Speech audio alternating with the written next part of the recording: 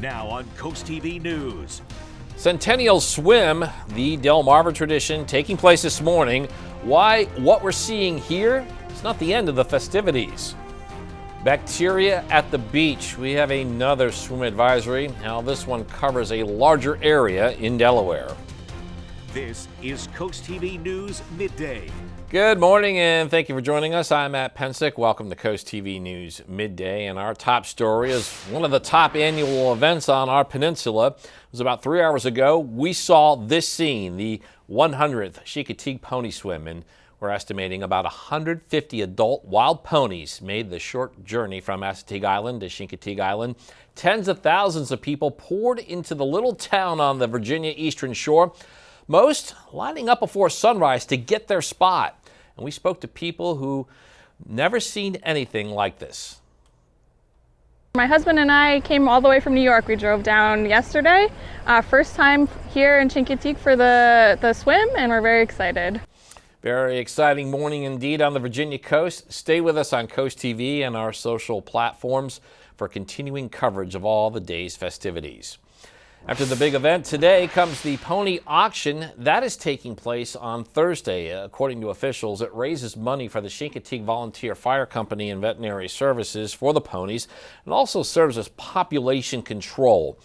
This year, the auction on Thursday begins at 8 a.m. with a viewing starting at 6 a.m. Early voting in the Delaware State House District 20 special election continuing today. If you are a registered voter in this district, there are changes to times that the polls are open. Starting today until August 3rd, early voting is scheduled 11 a.m. to 7 p.m. And there are only two early voting locations, Lewis Elementary and Mariner Middle School. Election day is August 5th, with polls open that day, 7 a.m. to 8 p.m. We're now taking a live look into Rehoboth Beach. In a moment, we'll tell you about some swim advisories in that area. But first, our meteorologist, Chris Mastrobono, joins us now with a look at first alert weather. Good morning, Chris. Good morning, Matt. Yeah, we are heating up pretty quickly out there already. 90 Seaford, we're at 90 in Milford, and quite warm at the beach as well. 86 Rehoboth, 86 in Bethany. We have that southwest wind, so we're warm inland and at the coast, and you can see quite muggy out there. Those humidity levels are very high. Those dew points in the upper 70s, creating those heat indices. It feels like 106 Ocean Pines, 96 Bethany Beach, and 105 in Seaford. Just a few clouds bubbling up across Accomack County and southern western portions of the peninsula, but we have high pressure well in control. So we have 2 more hot days to get through, today and then tomorrow. Then we see showers and storms roll in Thursday afternoon through Thursday evening. That rain could be heavy at times Thursday evening, creating some localized flash flooding concerns, and then it turns drastically cooler by the weekend. Wait till you see some of the numbers for daytime highs over the weekend, with plenty of sunshine, and we're going to see temperatures top out in the mid-90s this afternoon. Again, feeling like between 105 to 108 at times. We'll track the storms coming in tomorrow and have a look at that big cool down this weekend in the full 7-day forecast. Matt. Thank you, Chris. On your screen right now, we have footage that we received Saturday of Cape Henlopen's main beach at the state park. Today, that beach might not be as crowded.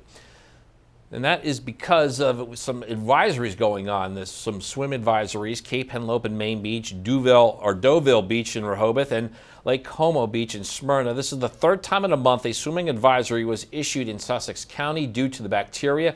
And we spoke with swimmers when Lewis was under an advisory, and here's what one woman told us. Just coming to the beach and seeing there weren't many people in the water, and then seeing the signs and stuff, so. Yeah, and it was a bummer because we're here to swim and she loves to get in the water, and now we kind of can't. Yeah, to be clear, Lewis is currently not under that swim advisory, but Denrick tells Coast TV high levels of fecal indicator bacteria can come from various natural and human sources like pet waste, trash, and boats. New this morning, Maryland Senator Chris Van Hollen, Governor Wes Moore, and other state and city of Baltimore officials touring the demolition occurring on the south side of the Francis Scott Key Bridge. Demolition began earlier this month. This is the cleanup and rebuild effort following the tragic March 2024 collapse when 6 men died. Reconstruction of the bridge is expected to cost about $2 billion with a target of a completion sometime in 2028. First, tsunami waves are now reaching the California coast. It led people to pull their boats from the waters at the Santa Cruz Harbor last night. You're seeing some of that right there on your screen. And this after a massive 8.8 magnitude earthquake off the coast of Russia, the 6th largest quake ever recorded. Officials are warning people in the Santa Cruz area the possibility of waves ranging from 2 to 5 feet. It just means that we're going to have a lot of water coming in and out of the harbor for quite a long, a good long time, like 12 hours, something like that. And so we're really concerned about the currents.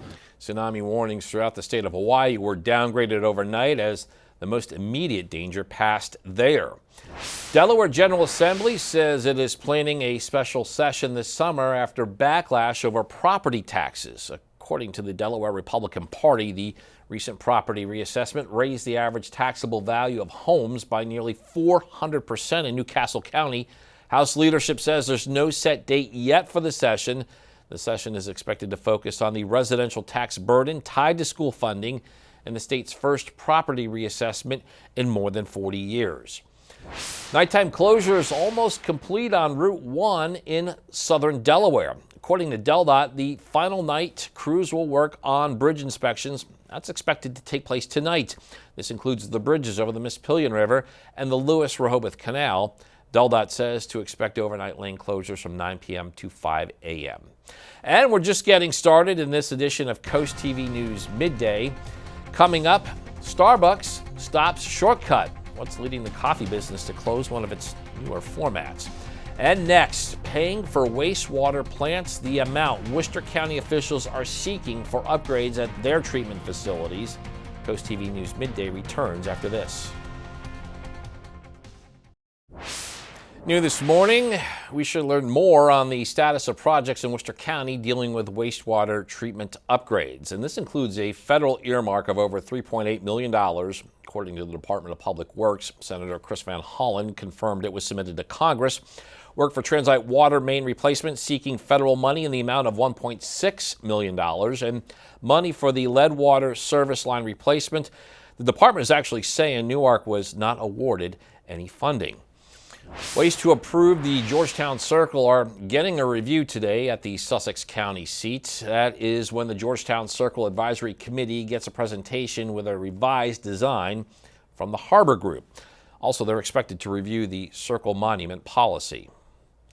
New this morning, leadership taking place in Salisbury. The city is making several appointments to council. You can see them right there on your screen. Alan Swiger, Michael Lowe, and Tom Stevenson. According to the city, Swiger was named a deputy city administrator.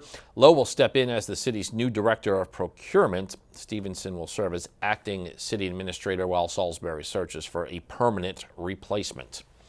Coming up tonight on the Delmarva Sports Network, 8:30, you can watch USSSA softball, and then it's the final score at 10:30. Well, seeing those mostly sunny skies in Ocean View, 90 degrees there. Look at that dew point, 78 degrees. Very oppressive out there this afternoon, feeling like 100 to 105 in Ocean View. And congratulations to our umbrella winner, Nikki Single of Milton, Delaware. You're the winner of our Paul Davis umbrella. Coming up, we'll talk about storm chances, potential flash flooding tomorrow night, and then a big cool down. My full 7-day forecast is coming up.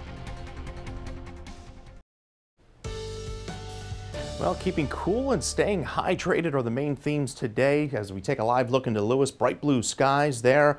Some folks out on the water, whether you're on the beach or by a pool, make sure you load up on the sunscreen because those burn times are very quickly with these with the sun this time of year. 85 in Bethany Beach, we're at 89 Long Neck, 89 Georgetown to 90 in Milford. Now, when you factor in dew points upper 70s to low 80s, that's creating those heat indices in the triple digits. Feels like 102 Milton, 106 Seaford, even feels like close to 100 at the beaches. 94 in Bethany, feels like 97 in Indian River Inlet. So we're going to be in that very oppressive range here for the next 2 days, and then Friday is a transition day we're going to see some big changes as we roll into the weekend as some comfortable air rolls back into the picture. Now, yesterday we had unhealthy air quality across much of Delmarva. Today, doing a bit better. Good through Georgetown. Moderate levels to the north.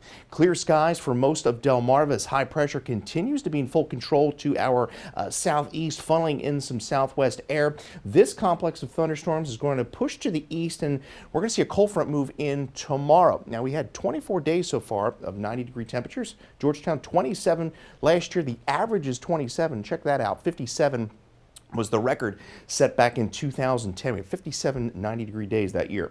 Temperatures we're going to be rising to the mid-90s this afternoon, feeling even hotter. See those highs: 95 Milford, 93 Seaford, 93 Cambridge, to 91 in Princess Anne. So Futurecast shows those triple-digit heat indices, especially west of Coastal Highway through the afternoon, and then we'll do it one more time tomorrow ahead of developing showers and storms. So we expect some spotty showers and storms tomorrow afternoon, but I think the bulk of the rain comes in tomorrow night through early Friday morning. So Futurecast shows the clear skies this afternoon.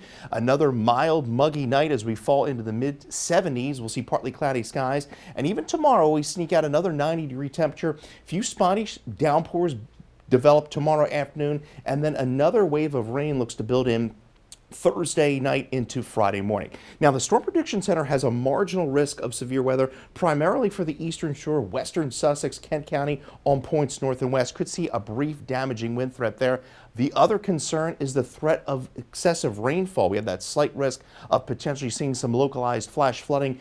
Early Friday morning, you could see some waves of showers and storms rolling through, and then we see gradual clearing as we push into Friday afternoon. Could see about 1 to 2 inches, maybe some localized areas picking up upwards of 3 inches, but the big story into the weekend is going to be that big temperature drop. Canadian high pressure building in across the east, suppressing humidity, very comfortable.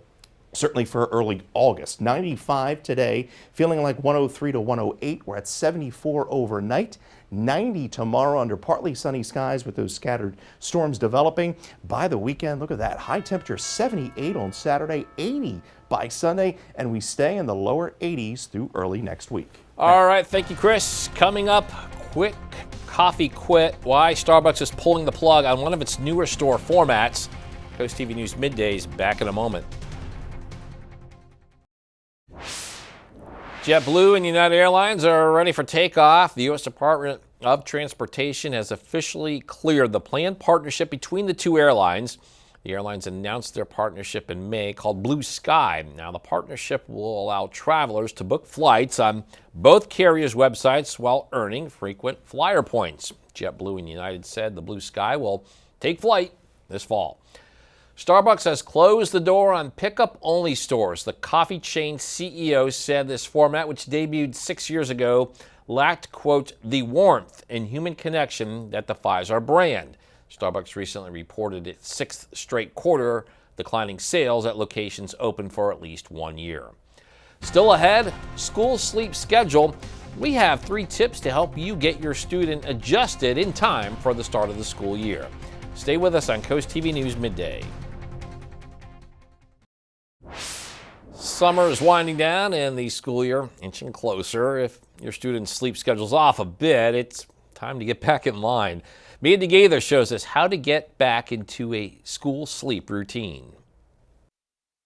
In the classroom, the recipe for success starts before your student even gets to school. One of the main ingredients is sleep. It's just as important as exercise and nutrition when it comes to children's ability to learn and grow and thrive. Dr. Caroline Weingart with Nationwide Children's Hospital says if your child's sleep routine was derailed during summer, you're not alone. But you can start to reset that routine before school starts. Walk back their bedtime, but do it gradually. Moving the bedtime up 15 minutes every night for 1 to 2 weeks until they're going to bed at the time that they'll be going to bed during the school year.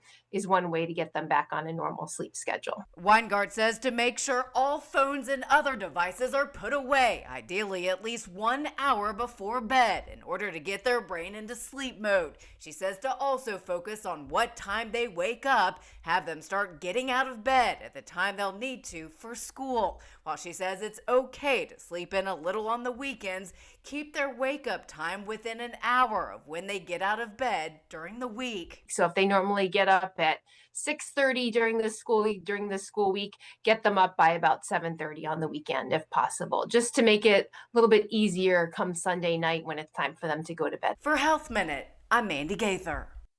Mostly sunny skies into Laurel. Temperatures there around 89 degrees, dew point 76. On our way to a stifling afternoon.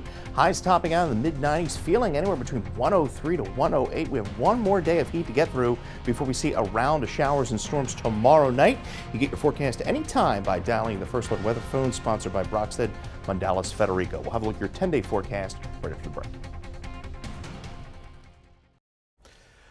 Oreo and Reese's are rolling out 2 new treats. One of the new creations is a revamped version of their 2014 cookie that used Reese's peanut butter. The new version has Oreo cookie crumbs in the filling. The other new snack is a Reese's Oreo cup. Coming up tonight, water risk returns, what Delaware beachgoers are telling us now that we are dealing with a 3rd swim advisory this month. That story and more on Coast TV News at 5. We got swim advisors, we got jellyfish helping us cool down here. We've got to get in that ocean, right? The ocean water temperatures, by the way, are in the mid-70s. Plenty of sunshine from Lewis, Rehoboth, Dewey. Temperatures upper 80s to lower 90s. Bethany 88, Ocean City 90, to Chincoteague 91. Feeling well over 100 with those high humidity levels. Right, 90 tomorrow. Scattered showers and storms develop by the afternoon. Could see some localized flash flooding concerns Thursday night into Friday, but then the cool down is on. Look at this as we usher in August. Temperatures upper 70s to around 80, and we stay below average to the start of next week. All right, thank you, Chris, and thank you for joining us here for Coast TV News Midday. For more news and local weather, download our Coast TV News app, and don't forget to catch us this evening for Coast TV News at 5. Until then, have a great Wednesday, everybody.